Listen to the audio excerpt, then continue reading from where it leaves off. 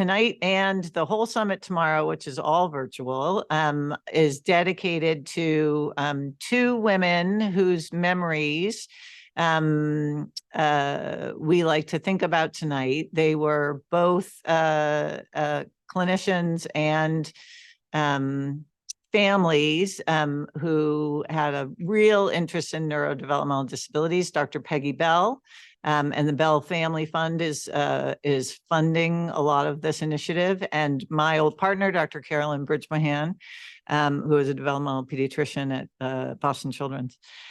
So I'm going to show you just a few housekeeping things, which we'll also show for tomorrow. The questions for virtual, please type your question into the chat and I'll be monitoring the chat at the end. And we'll kind of go back and forth between in-person and online questions. So if you have a question and you're in the room, please just raise your hand and we'll come around with a microphone. And the reason we're using the microphone, not because this room is so big, but for the people online to be able to actually hear everything. This was our continuing education credits at the end. For those of you who need CEUs, you will receive a course evaluation via email and instructions to get your transcript and Boston Children's is hosting the CEUs. And then the course will be recorded and you need to do it by 6 weeks from now. So if you miss a little bit tomorrow and you want to watch, you can see that. And all the recordings will be available within 48 hours of the live course. And that's the website, and the password is transition 2023. So without further ado, I am going to introduce our speakers tonight. I'm going to have Courtney come up and switch the slides.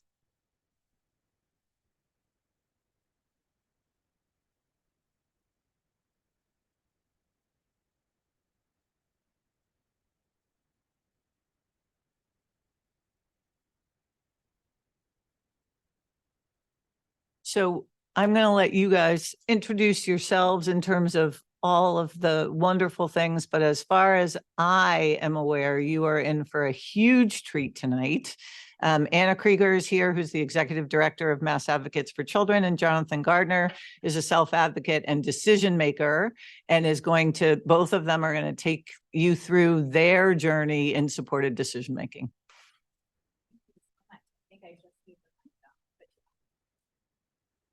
Place to turn it.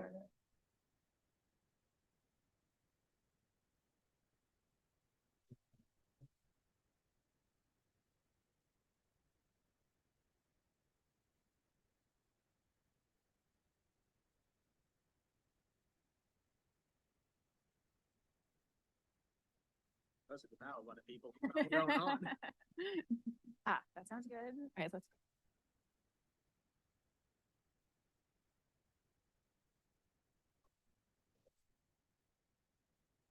Oh, great. Okay, never mind. That was actually full of battery. Here we go. Hello. Clap for batteries. All right then. Well, do you want me to start with introductions? Sure. Great. Okay, so I'll introduce myself and then I'll pass it to you to introduce yourself. I'm Anna Krieger. I'm the executive director at Massachusetts Advocates for Children. We're an advocacy organization that has been around since 1969, advocating for education equity for students with disabilities, and really focused on kids who've been historically marginalized, so because of their race, immigration status, or disability. And so I'm thrilled to be doing supported decision-making work now at MAC because I've been doing this work for some time. And in that capacity, I had the joy of getting to know and work with Jonathan Gardner. So Jonathan, would you like to introduce yourself first before sharing more of your story? Well, it actually starts off with the introductions. Well, that's perfect. Go right ahead. Okay, I'm passing it to Jonathan. Hello, my name is Jonathan Gardner. I live in East Bridgewater, Massachusetts with my mom, Nancy, and dad, Glenn. I have a brother who is 23 years old and lives nearby me. I'm a 21-year-old decision maker, self-advocate, homeschool graduate, and cancer survivor Oh yeah, I also happen to have autism. I am a very proud official ambassador for Operation House Call through the ARC of Massachusetts, where I teach medical students how best to communicate with their patients who happen to have disabilities so that everyone can get the medical care they deserve. One sec. Sorry, I gotta take this out. Jonathan, after you do that, why don't you go through to like that part and then I'll stop and talk about what supported decision making is. Sound good? You can clearly tell we planned for this today. Yeah, we did. We did. Okay, I kid. All right, where was I? I'm a Flutie Fellow for the Doug Flutie Jr. Foundation for Autism. I am the co-chair for Massachusetts Support Decision Making Coalition, and I am a board member for Mass Advocates for Children. A few fun facts about me are, I like video games, pro wrestling, anime, and helping others. Since the age of 13, my vision has always been to help others in any way I can. I have many different types of support and supporters that help me live my best life. Awesome. So we thought we'd give an introduction to Jonathan and me, and then what I'm going to do is take us back to just talking about what is supported decision making. And I forgot that I have slides. So if anyone, feel free to just signal if I forget again, because they're behind us here. We'll kind of be going over a bunch of things. We're going to start from the beginning because we assume some people might really be familiar with supported decision making and some people might not. So we want to make sure we give you the most basic information so we're kind of all on the same page. And then we'll talk more about sort of how Jonathan has selected supporters in his life, what makes a good supporter, and what really is supported decision making. How do you make it work? And then we'll also be talking about, some more challenging decisions that Jonathan has had to make, and also share some stories as well of other folks that I've worked with. And with that, let me just start by sharing a definition of supported decision making. There's lots of ones kind of floating around, but this is the one that's really commonly used. So we'll break this down, but I wanted to just be sure people kind of saw it. And this comes from Professor Bob Dinerstein, who's really one of the founding kind of folks who brought supported decision making to the US. Supported decision making is a series of relationships, practices, arrangements, and agreements of more or less formality and intensity designed to assist a person with a disability to make and communicate to others decisions about the person's life. It's a lot of words, but it really is, at the end of the day, a way of describing getting assistance, getting support for making decisions. And it's the same kind of thing that everyone does, and we're kind of calling it and naming it something different for folks who are doing it in a more formalized way. And we'll unpack that in lots of different ways. And I think the best thing will be to hear from Jonathan about how he uses it in his life. But I think what we really want to emphasize is the idea that folks with disabilities and older adults who are have a cognitive impairment are often able to make their own decisions, be the decision maker in their life if they're getting the right supports. It's not a matter of just saying, go off, you're turning 18, good luck, have fun making your own decisions.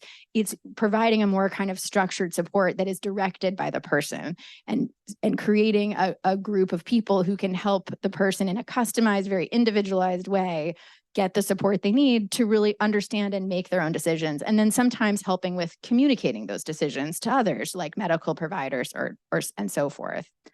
And so it's really a model that reflects the way anyone makes decisions. Who here bought a car recently? Yes, I knew some people. Did you just buy it without talking to anyone? Did you talk to anyone? Yes, you did talk to no one about it? You just bought it? You did. You talk to people. Yeah, everyone, it's like a big decision. When you make a big decision, you talk to other people about it. And we sort of think that that's a natural part. It is a natural part of human life. And it's a natural part of the way we arrange ourselves. And so supported decision making really reflects that. And so the other thing we want to emphasize is that, we're talking. Oh, no, it's good. Thank you. The other thing we want to emphasize, but if I forget to turn it, please tell me. Okay, good.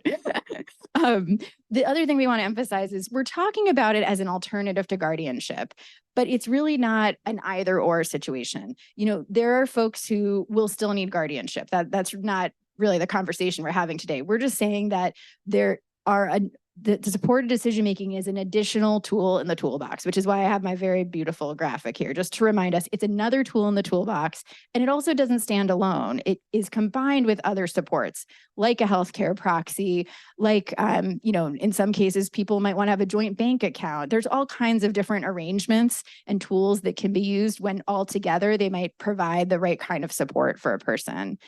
At the end of the day, what a guardianship is when you're petitioning the court to take the person's rights away to make those decisions. And in some cases, the person might not have capacity, even with every tool in the toolbox, to make a decision and really understand it. We just think that it's important, and kind of our work is about expanding people's understanding of what's possible for folks who do use supported decision-making, and just making sure that people are really considering it as an option before they go down the road of getting a guardianship. And I think we can go to the next. Perfect. And I just want to highlight one or two things about the legal landscape before we get into more of how it works. But this is important for folks to know. There have been, lots of different advocacy efforts across the country. And just in the time that I've been practicing in this area and helping people as a lawyer set up supported decision-making arrangements, we've gone from 0 states to 19 states that have comprehensive supported decision-making laws. And Jonathan and I have both been involved for many years in an effort in Massachusetts to pass a law. But you'll notice we're here talking about Jonathan, who lives in East Bridgewater, and many other families who are using supported decision-making already, even without a law in place. And that's because I want to add an idea in there, which is thinking about supported decision-making as an accommodation. That's the framing that has been embraced by national leaders at the 4th National Guardianship Summit, which brought in together judges, lawyers from guardians, all kinds of folks, and self-advocates together to talk about, what's the future of guardianship. And the future is in part supported decision-making. And the summit really embraced this concept and made a recommendation around thinking of supported decision-making as an accommodation to support someone's ability to make decisions, just like any other accommodation. So that's another sort of important piece that we want to highlight about, the practice of supported decision-making right now, is that it can happen even though we don't have a law. And that's because it's just an accommodation that people are asking for. The law will make it more widely available. It will create different protections. It will create a legal shield for third parties who rely on supported decision-making agreements. It has a lot of incredible reasons we're working so hard to pass it. But we just want to mention all of that. And then I just want you to have these themes in mind as you hear Jonathan talk about his experience with his supporters, that really the keys are, what would you say is the most important up there? Give me a sec. I'll let you turn around and look. For me, if we're speaking specifically of myself, it would definitely be trust. Yeah. I just keep that one in mind. There's lots of different things you're looking for in a supporter, but this just, we spend a lot of time talking. So I just wanted you to hear that from Jonathan sort of before we went in. But I think the important thing that I want to emphasize is that the concept of supported decision-making is that the decision maker is choosing their supporters. It's not something where you're coming in and saying, oh, I'm recommending you, these are your 3 people you'll be working with, and it's, here's who it is. It has to be directed by the person because it has to be a natural relationship where there is trust in it. Do you mind if I jump in for a second? I would love for you to. Before we get back to this, I'd like to explain how I see supported decision-making. Yeah. I see supported decision-making like a company. For example, I'm the CEO of the company, and let's use my mom, for example, because she's technically my assistant on some things, but from there, say, for example, let's say if she has an idea for me and says, hey, Jonathan, this is a good organization. We should consider joining it. I'll say, all right, then let's take a look at the facts of the situation. First, let's take a look at what this organization is about, who's in it, what's it about, and all that stuff. And then I can go into either 2 directions, and both would be completely fine by my mom. Because at the end of the day, it's my decision. I could either say, sure, let's join it and let's go on a call and see if it'd be a good fit, or I'm not feeling it, so let's just move on from it. Either way, my mom would have to be fine with that. Because you're the boss. Yeah, I'm the CEO of that. I'm the boss of this situation. I love that analogy. And I also think there's an extra funny layer too, because well, there's a lot we could make. We'll save the jokes for a little bit after we get through more. Trust me, I plan on making a couple during my speech. Okay, good. We're ready. We're ready. So I think that what that speaks to, I think, is one of the final things I wanted to emphasize, which is that the supporters have to honor and respect the decision maker's decision. It's not a democracy. Jonathan's the boss, as is any decision maker. Yep, I'm the complete boss of this one, for good, for better or bad. Well, oh, you get the drift. Perfect. And we just wanted to throw this slide up here just so you can see, we're going to talk a lot about healthcare today, but we're also going to highlight a few other areas as well. And these are some of the areas where typically decision makers are getting support from others. So it's totally individual. Some people have a lot of strength in one area of their life and are not going to need a lot of support around. Oh, go ahead. We're going to add something. No, I'm just repositioning them. Oh, sorry. I was jumping ahead. Some people might have a lot of strength in one area of their life, or they're just, they're not expecting to have a lot of health needs and they just might not want a lot of support around that, but they really want support around employment and the workplace and navigating those kind of dynamics. So they might have a very narrow supported decision-making agreement or arrangement that just focuses on that.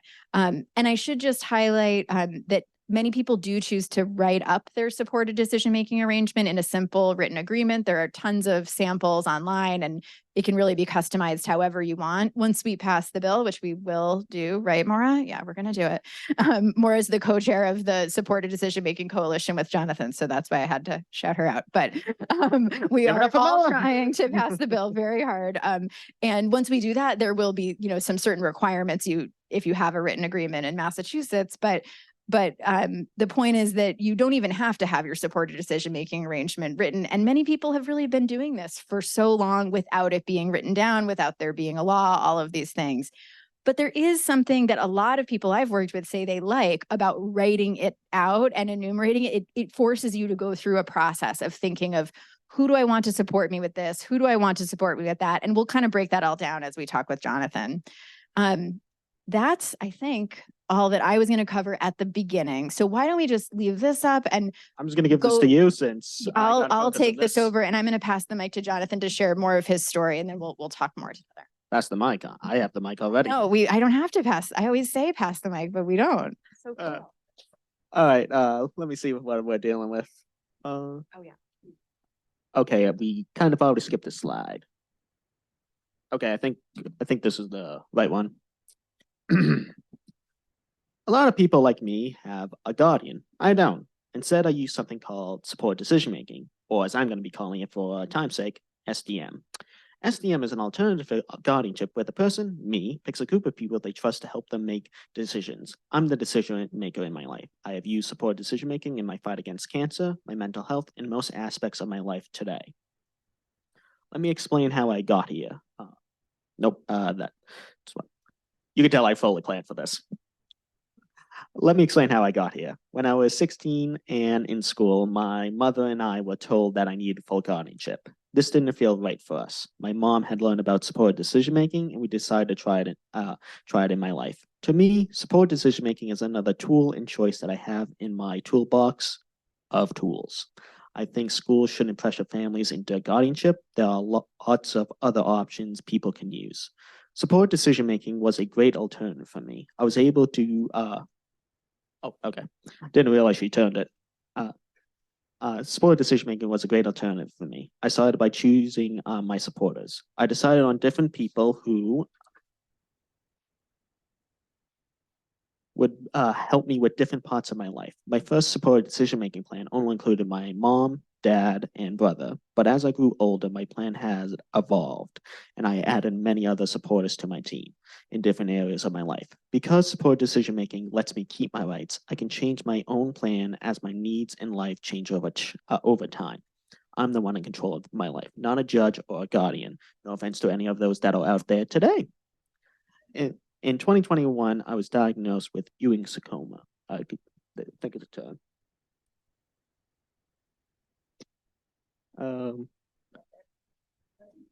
Good enough.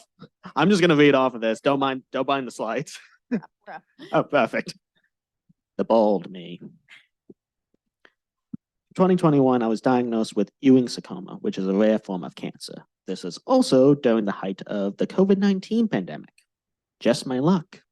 I was already using support decision-making in my life, so it gave me some comfort to know I would have support going through this new life journey. However, COVID-19 restriction visitors thing made using support decision-making harder. We had to advocate with the hospital to have my supporters. Try to keep that in. We had to advocate with the hospital to have my supporters with me at my appointments.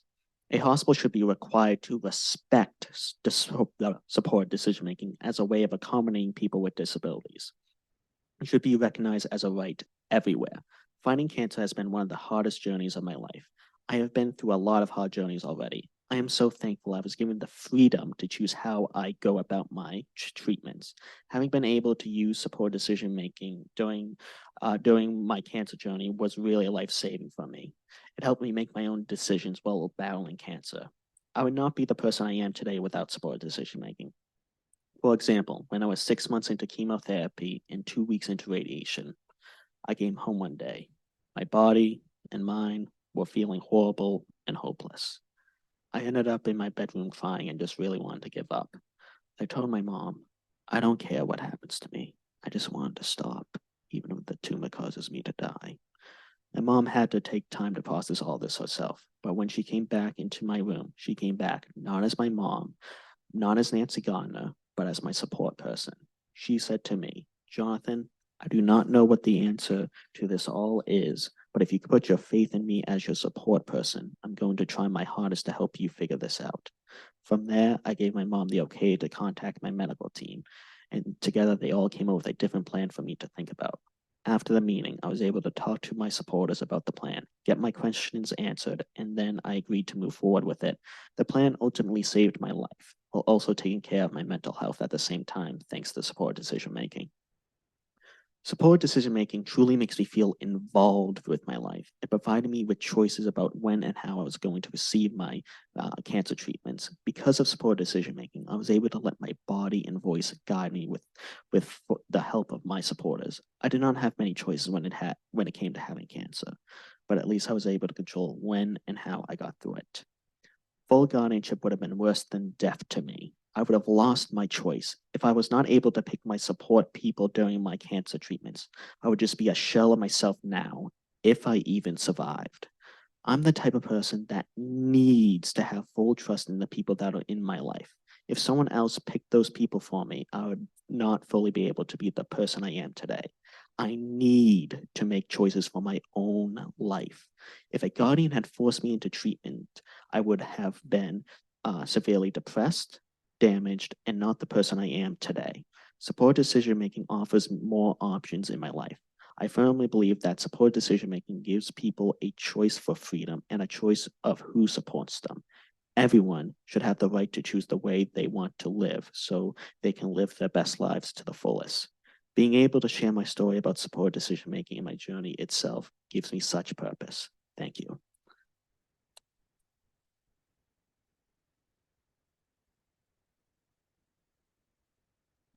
Now I can put this back in. Thank you so much, Jonathan. There's so many questions that I'll start with, I think you talked about some, trust came up in what you're talking about. Could you talk to us a little more about, the different supporters you have on your team and how you picked those people? Could you put it back to the slide where Yeah. I showed all of my supporters? Yes, I just have to point at the computer. Gotta love Bluetooth, people. All right, let me get over here for a second, just so I can get a better view of it. Or, forget it.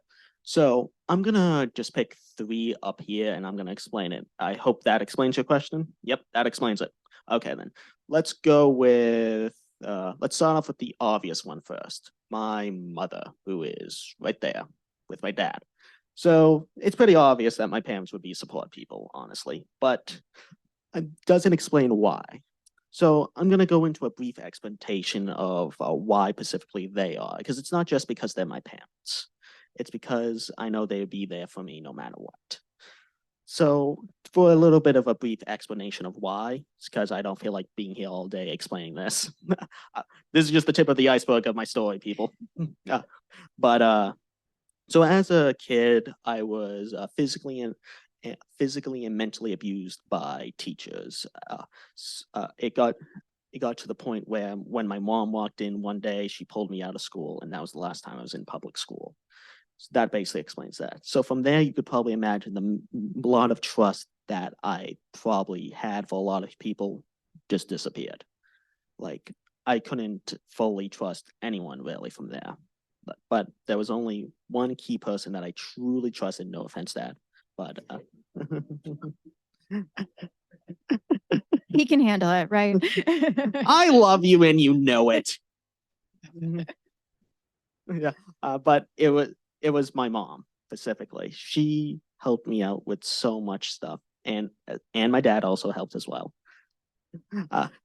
But she helped me out with coping and trying to move past all that trauma. Sure, is the trauma still there? Of course it is. But my mom helped me so much with it that I consider her my main support person, that I would go with anything and I wouldn't feel any shame or guilt with anything I would bring to her. Same thing with my dad.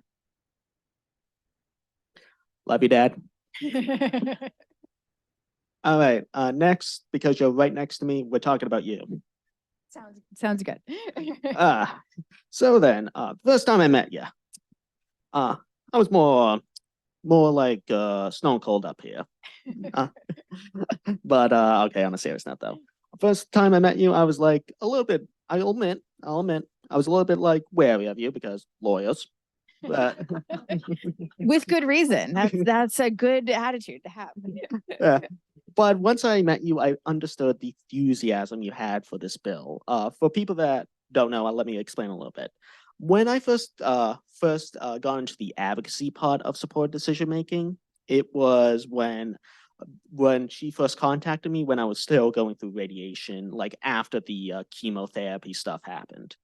I was a little bit wary because I was just like, oh, geez, a lawyer. What am I going to expect from that?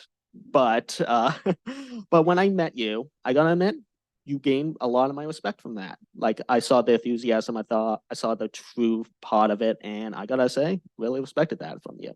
From later on, from there, I got to know you more, and sooner or later, I got to trust you more.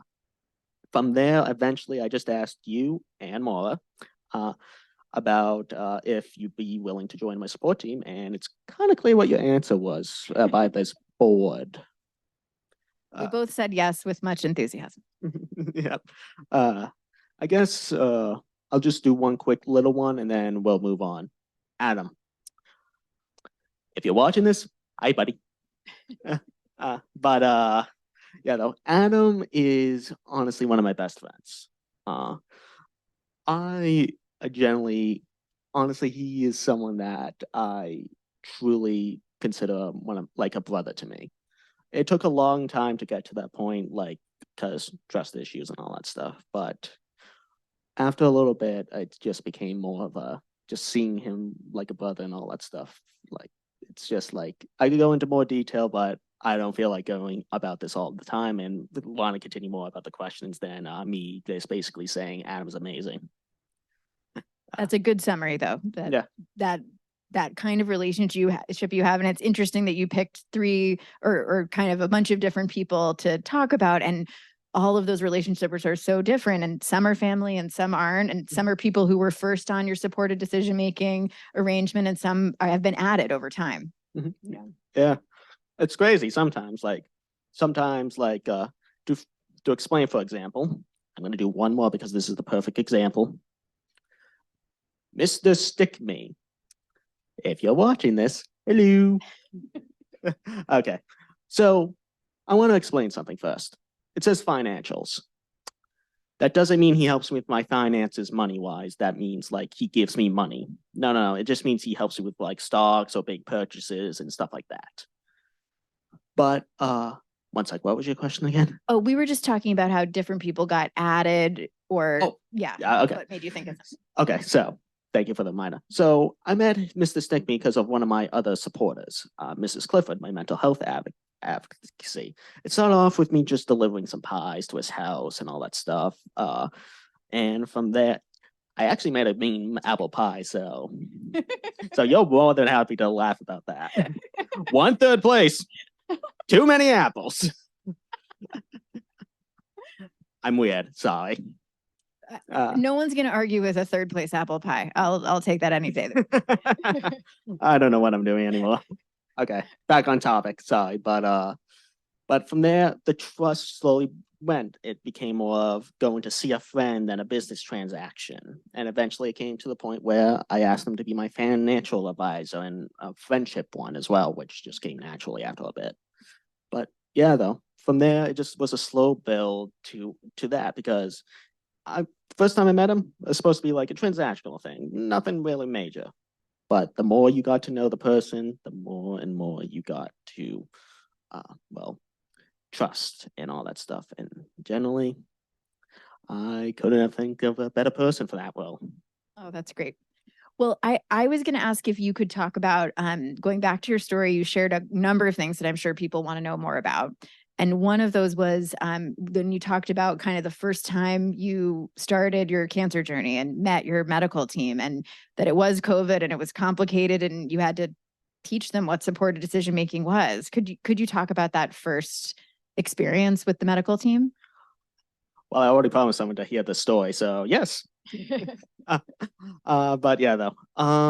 So the first time I met my medical team, let me just switch this off. Yeah. There we go. Got a theme that's around this. So, so the first time I met my medical team, for those that don't know, this is how, once you find out cancer, this is how it goes. At least for me, it went this way. Can't speak on everybody's experience. It happened that we found out that I had cancer, and then, boop, we got to wrap up your life so you can get ready for cancer journey within a week. So, well, doing that, and on when the day came to go to the cancer place to go meet the doctors for the first time, since me, my mom, and dad like to plan ahead, we decided to plan for this. We planned that if things got too overwhelming and all that stuff, that it would be a good idea, or that I would be allowed to basically leave the room, basically. So, so it was a great plan, right, people? You gotta admit that's a good plan? Yeah. Yeah, there was just one problem with that plan. We've got to tell the doctor that. So we get there, and my mom's doing some stuff with that because COVID was, because COVID restrictions made everything a little bit harder. Don't mind me jumping ahead. Sometimes I go a mile a minute. You're doing great. Thank you. So from there, we get into the room, and the doctor comes in. God bless you, Dr. Cody, and comes in and sees 3 people. One's in a wheelchair. I was in so much pain that I couldn't walk. And he was probably like, "Oh boy, this is gonna be a fun day." But yeah, though, after a little bit, it got a little bit too much for me. So I was like, "Is there any way that I could leave the room or something like that?" I don't remember the exact wording I used, but he was like, "Wait, you can't leave because HIPAA, blah blah blah blah blah blah blah." I don't remember the exact words. All I remember is something to do with a hippo. But trying to make this as lighthearted as possible. But yeah, though. So from there, after a little bit of my mom basically telling him like about sport decision making and having a lawyer on speed dial, he finally said, "All right, this is gonna be the only way this kid gets this stuff." And from there, I was able to leave the room, and when I got back, my mom helped me digest the information that I needed. And that was the first time I ever met those doctors, and now they're like second family to me. Like, And how do they feel about supported decision making? This is really interesting. so here's the thing. I want to make something clear before we continue. I said I got supported decision making when I was 16. I got cancer 2 years later. This wasn't something that I sprung on to make the doctors' lives a living a nightmare. This was more of a thing that it was already there and it already helps and all that stuff. Oh, sorry about that. So from there, Give me a sec. So from there, they got to see how I work and how I use support decision making. And from there, they slowly got to understand and actually really like the idea. They are actually in full support of the bill. I think, correct me if I'm wrong, did they sign a letter of something for it? For They did the action a lot, so that counts. So one thing that's interesting about what you've talked about is, the example of that first meeting when you went in to meet with the doctor and then it became too much and you wanted to leave. And, the accommodation, just to like break it down for everyone, the accommodation was that you could leave, you had your supporter get the information, then you went, but the barrier in that case was HIPAA, that they were worried that HIPAA, whatever we want to call it, that it was without the HIPAA, what they felt was preventing them from talking to your supporter. What we advise people, and Jonathan himself has advised people of this, is there's a really simple solution to that, which is a HIPAA release, so it's not like HIPAA is an unbreakable wall. We really recommend that, when folks set up a supported decision-making agreement, and I've done this with many people, that when they set it up, they contact their doctor's office and ask, oh, I'm going to have my supporter come and they're going to be part of my, treatment because I get this kind of help from them in understanding my options. What release do you need me to sign? And, you can sign a general one, but as we all know, probably every practice has their own, and it's just going to be easier to do it that way. But the point is that a lot of that's kind of what we talk about too when we talk about being a set of tools and a set of supports. So the other thing I just wanted to mention, that just to make sure everyone caught it and what Jonathan was saying, is that when he would go back in the room, his mom would be giving him the information, but the doctor was there, like double checking her to make sure she's because not like, I'm sure now the entire Gardner family are very much experts in cancer treatment from the She's patient basically side like now. a doctor now. But I think that's important for the process and for understanding like the logistics of how it worked and how Jonathan got that support and how you were all so careful to make sure that, the goal was not to cut anyone out. The goal was to get you the right information in the way that worked for you. And you found a way to do it. And it was so creative and smart the way you did it. Yeah, honestly, like the thing is, like I'm pretty sure everyone here knows if you're part of the medical field that HIPAA is a big thing, honestly, when it comes to this.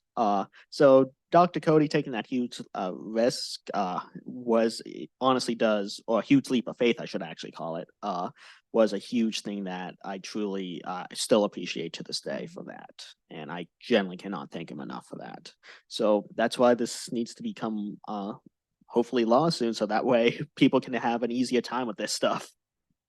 Now, I thought we'd talk about one more thing and then we'll open it up because I'm sure other people have questions. And Nancy also generously offered to come up here if people want to ask her questions as a supporter as well. I wanted also to just see, Jonathan, if, we've talked a lot about some of the medical things and people might ask more about that. But I also wanted to ask if you wouldn't mind sharing, I think one interesting thing for, many people here are parents also, for them to think about is, have there been times when with your parents who are supporters where they might have been surprised maybe by a decision you made with a different supporter or another decision you made? And how does that sort of play out when it's, as you said, you're the CEO, it's not your supporters aren't making the decisions, they're just advising you. Yeah, there was actually one. This one of oh my god. Hey, you're laughing because you know what story it is. This story begins when one day my brother was over and my mom and him were talking. And then he comes over to me and asks, Jonathan, I think I know the answer by now, but what do you want to do when where do you want to live when a mom and dad potentially die? Not saying it's going to happen now, but I'm repeating it word by word.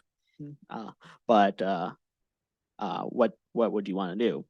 And me, in this opinion, I'm just like watching something on YouTube, just like expecting like, oh, it's probably just like a question about something else. Didn't expect this that day. So I was like, Eric, no offense to you, but there's no way I'm living with you again. And he said, kind of thought that way.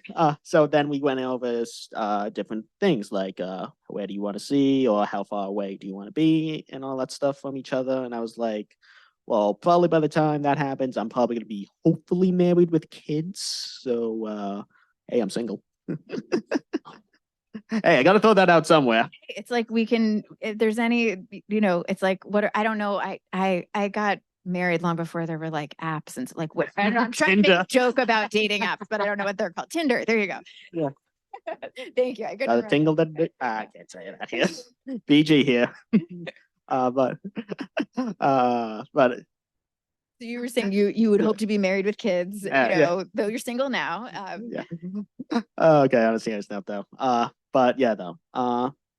But from there, he asked for how far away. I said, probably like a few cities out or like wherever really. As long as I'm like at least close by, like driving distance at least, that'd be good. And then mom, who was listening into the conversation, comes in and says, wait a minute, I thought you were gonna basically says, this isn't word by word. Basically says, wait a minute, this wasn't what I had planned. I expected you to live with Eric, but I guess I should have asked you first instead of assuming. And it was just one of those moments where I was like, oh, this thing really does work out. And I think to me, that story really speaks to also the confidence that you have. And I think, I don't know, do you think in your ability to make decisions and know what you want for yourself and that's not always going to line up with what your supporter, whether it's your supporter or your mom would want? And I guess the one thing I'll ask now before we kind of open it up to everyone is how do you think, like, when you think about yourself at 16, when you started using supported decision-making, you can't know what it would have been like if you didn't use it, but how do you think it's helped you in terms of making hard and challenging decisions? It's given me like a way of structure, if that makes sense. Think of it like, let me think. Think of it like a guideline. Let me just put this right here so that way I can use my hands. So say for example, let me move closer. There we go. So you're like right here with the starting thing. Let's say there's a problem or decision I have to make. Then I either have to go to a support, ask their opinion about it, or I could just do it. Either way, let's go with the one that makes more sense for this conversation, the one that I mostly will do, ask a supporter about it first. From there, we have a discussion about that and weigh the pros and cons about it because I like making pros and cons list. And then from there, I make a decision. So it kind of like streamlines the idea, but also allows me to think more about it and allows my processing thing to think more and have more time for that. For example, yeah, I could, do we have time for that? We do. Yeah, go ahead. This one. Yeah, that's a great one. And then we'll turn to the question audience. I am so sorry we're keeping you this early. I mean, late. Okay. So recently, I decided to try to build a gaming PC. It was near Black Friday time, and there was some good deals going on, and I kind of wanted to upgrade my my rig. So from there, that's what I call a PC sometimes. But from there, I talked to my mom about the idea, and she's like, "Yeah, go for it. Stick to a good old budget and work with that." So from there, for a couple of weeks, I plan and plan and plan. And then when it's all time to put it together and everything, it doesn't work. There's either something I did wrong or it was faulty. I don't know. Either way, eventually I told my mom about it and she said, okay, so here's the options now. You can either return it and get your money back, and we could buy a pre-built or something like that as well with that money. So I decided to go with, or like there were some other options, but I can't remember those. So I decided to go with that option. So from there, I returned it and did some more research on it. And again, we stuck to a budget that was actually lower, so I got a pretty good deal on it. But from there, I got a pretty good PC that I'm pretty happy with right now. And I think you also had shared with me that like before you bought it, your mom and you were talking through like where to buy it from so that you'd have return options, that kind of stuff too. Yeah, I bought it from Amazon. Great place for that stuff at, by the way. And I think that's a great story because it shows, like the very like that you can use supported decision-making in all different kinds of ways and at all different levels. You weren't probably getting your mom's advice about like how much RAM to buy, but you were getting her advice about, I mean, is RAM even a thing anymore? I A don't know. RAM is actually a thing. Okay, good. We could talk about PC stuff all night, but I don't want to confuse people all that day. But you were getting her advice about, you know, like the parts of it that you wanted support around, like, you know, make the financial part, you know, and making the choices around that. So I think that's a great example of the different ways support, you know, you can get that support. Absolutely. All right. There's more things we could pull out to talk about, but I'm sure people have questions, and I'd love to invite Nancy up in case people have questions for her as well. My mom, Nancy Gardner, There people. you go. Well, I know. Yeah. She deserves a round of applause. She does deserve that. All the stuff she's been through. And we can share a mic. We don't need to. It's fine. Oh, you're going to pass it around. Does anyone have a question? Raise your hand if you do. Okay, then I'll start us with a question for Nancy. You know, I think one thing that I've presented with Jonathan many times, and one thing that comes up a lot is people say, well, like, of course, supported decision-making would work for Jonathan, but, you know, it's very few people it would work for. And I want to emphasize, no one who does this advocacy that I have ever worked with, really, no one is saying, get rid of guardianship. No one is saying this works for everyone. It clearly doesn't. That's not what we're saying. We just are, you know, presenting that it should be an option that is presented first and talked through and all these things. That being said, I just wanted to say this is something that's come up a lot. And I just wondered if you might want to speak from the perspective of a parent about kind of earlier in Jonathan's life, maybe what people told you to expect from him and how that has played out. Sure. So earlier when Jonathan was younger and we were looking, he was 16 years old, and I knew guardianship was the next thing that we needed to learn about. And I had asked, and the school had said, you know, you really should go full guardianship because for the reason of he's on medication. And that just kind of shocked me that was the reason. And I couldn't understand that. And they had said, you know, what are you going to do when he doesn't want to take his medicine anymore? And I was like, I don't know. Have you seen him? He's bigger than I am. I don't know what I'm going to do, you know, but a piece of paper is not going to make him magically take his pills if he doesn't want to.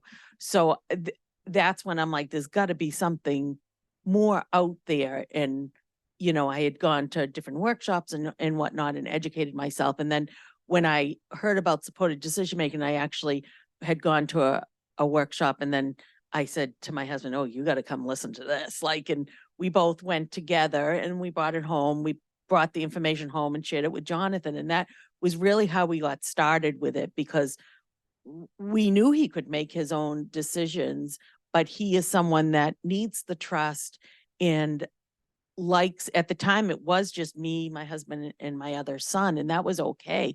It's okay to have one person. It's okay to have many people. I will say throughout the years, even when he was sick, when he first got diagnosed with cancer, I was told by professionals in the disability world also that, don't worry, we're going to help pull the guardianship papers for you, because what are you going to do now when he doesn't want to do treatment? And I thought to myself, oh God, I don't even want to think about that right now, but that is not something I can discuss right now, because that's something I need to share with Jonathan. I'm not going to take away his decision. So much was being taken away. And then when that day did come and Jonathan said that, of course, that went right back to my mind, like, oh my gosh. And I remember sitting in my husband's office trying to figure out, what am I going to say to him? What are we going to do?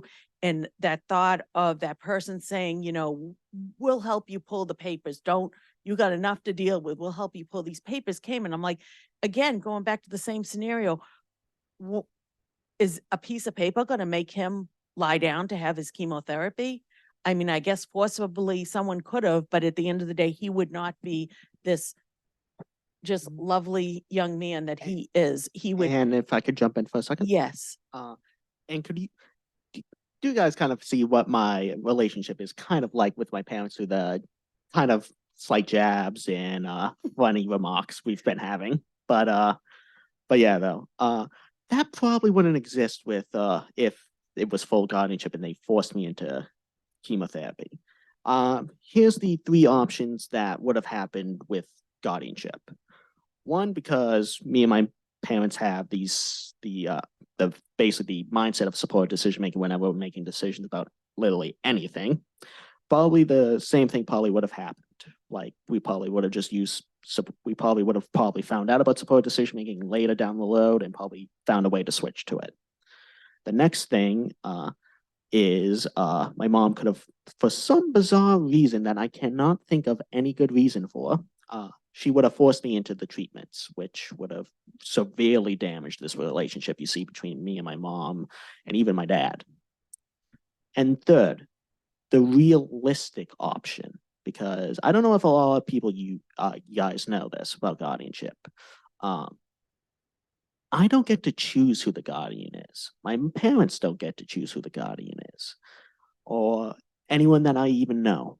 It's some random judge. And again, no offense to any judges, but why should he make such an important decision for my life that you don't even know me for? No offense to those types of people, but at the end of the day, it's my life. Who knows me better than me?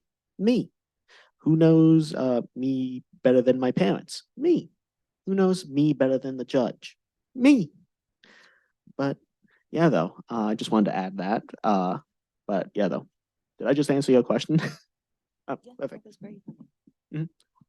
Yes, that person right there. Hi, thank you so much for telling your story. It was incredibly entertaining and really educational as well. I aim for entertainment, so that's great. Okay. My question is, so if I have patients who have guardianship, then there's a piece of paper and we have to like submit the piece of paper to the hospital. So if you do supported decision making, do you have a piece of paper and do you submit it to the hospital? And do you need to redo it every year? Or like, can't remember what you do with guardianship, but every year you have to just say nothing has changed and this should continue. So I'll just chime in a little bit and then I'm going to hand it to Anna. So when we went to the hospital for the very first time practicing supported decision making, we had never had a written agreement until he got sick. He got sick and I called one of my very good friends that I knew I'm like, I need that piece of paper. And, we got the healthcare proxy and that, and, we all filled it out and signed it. And I brought it in. I still have it in a green folder. It was that green folder. And we marched into the hospital and I was like, here we go. And they were like, you all three aren't coming in here. And I said, no, we are, because I had the language down. We're his support people. We're not parents right today. We're support people and we can go. And because I have these forms and they didn't know what I was talking about. And, there definitely was big pushback, but now and I also had a lawyer on speed dial, thank goodness. But I was privileged to know a lawyer that I could call and said to me, I'm on speed dial for you today, Nancy. But they did take, after everything they learned about the process itself, they did take a copy of our papers and they did put it in Jonathan's file, and Jonathan's file is marked. So every time the three of us would walk into the hospital, no matter who was behind the front desk, because at the time you had to sign in and, with COVID and everything, and Jonathan would sign in, all three of us would go. There was never a problem again. So I'll let you kind of answer the legalities of all that. Yeah. No, and I think that was perfect because that explains sort of how you did it. And I think what I'll chime in with is that there's no like process the way there is around guardianship. This is an informal arrangement that people have. And even if we pass the law, it's not like there's something in the law that says, and you must do this with your agreement.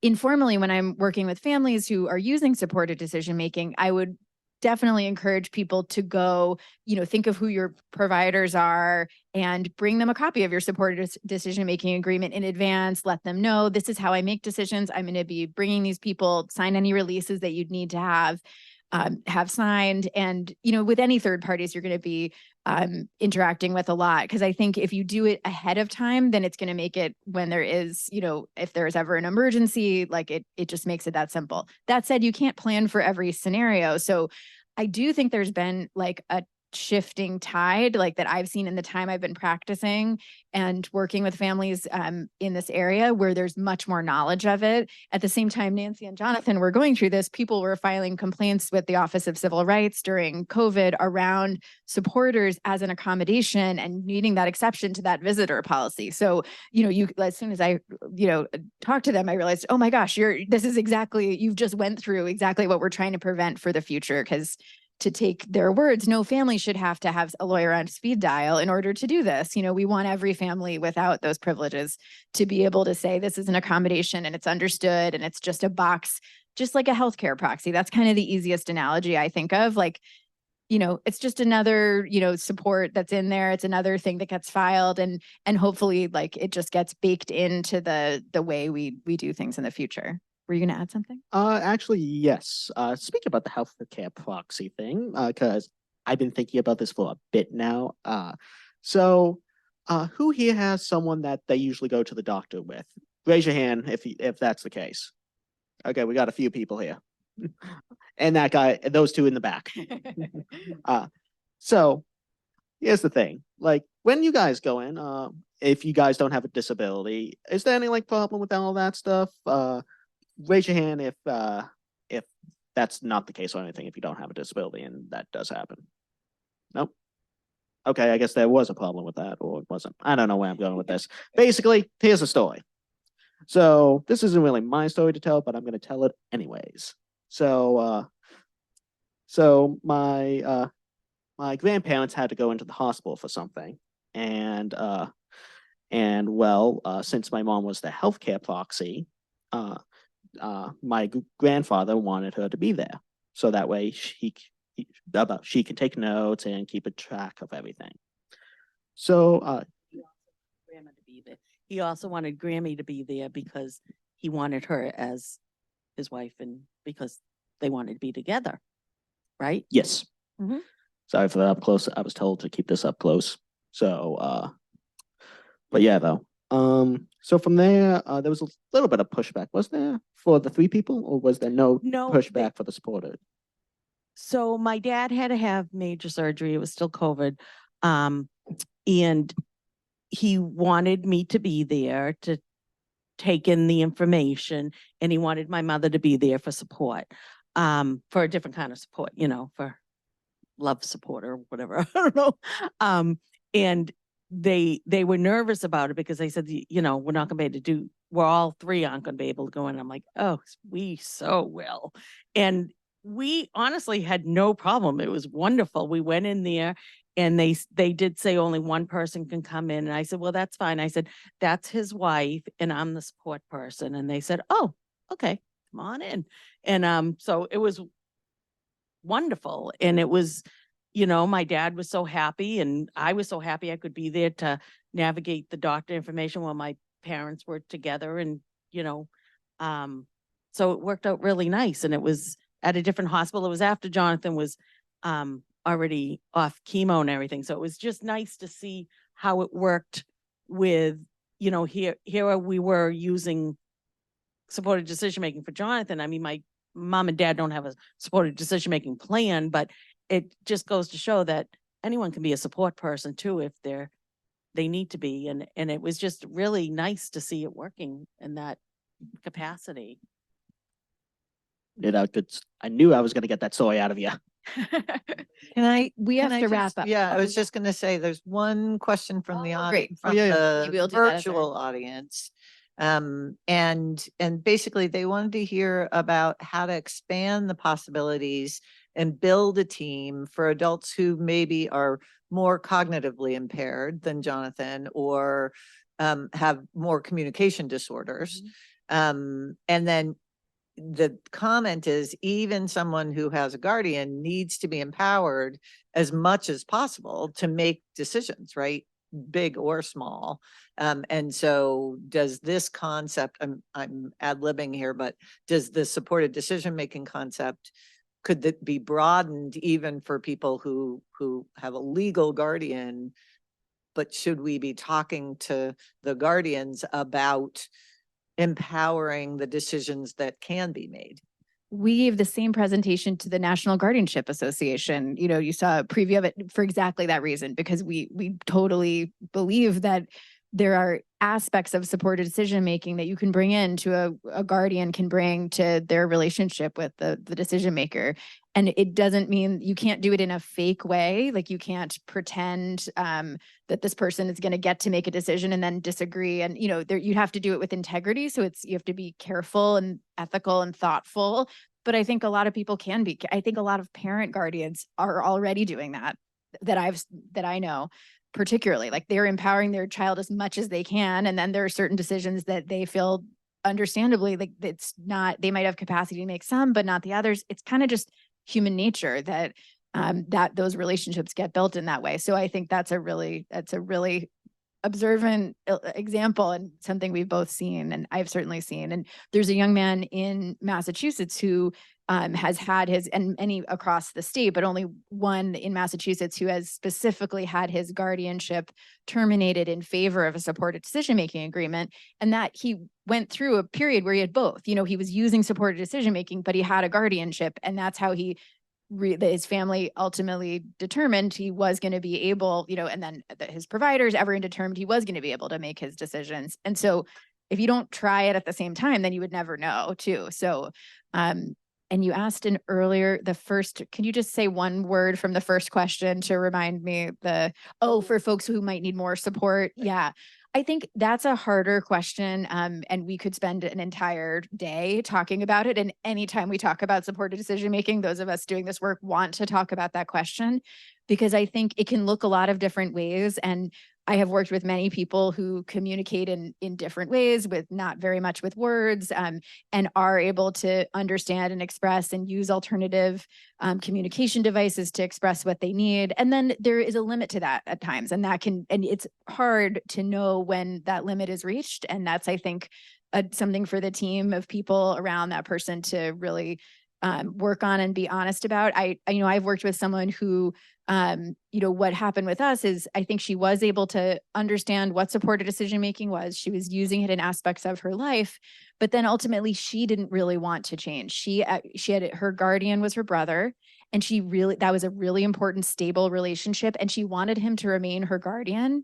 And she understood the difference, but that was her choice. And we didn't pursue anything further. You know, she continued to use the arrangement she had is what she wanted. So ultimately, like, it had to do this right. You have to listen to the person. So I think it's a lot of trial and error. And I think it's so individual that some of the creative things I've seen done, and creative, ideas about how to empower people and how to present information in different ways that allows them to make choices. Like, I just am always blown away by the creativity of people and their families with using, visual tools, other tools, all kinds of things. So I think it's a lot of creativity to try to get to that point where you can figure out, can this work for the person?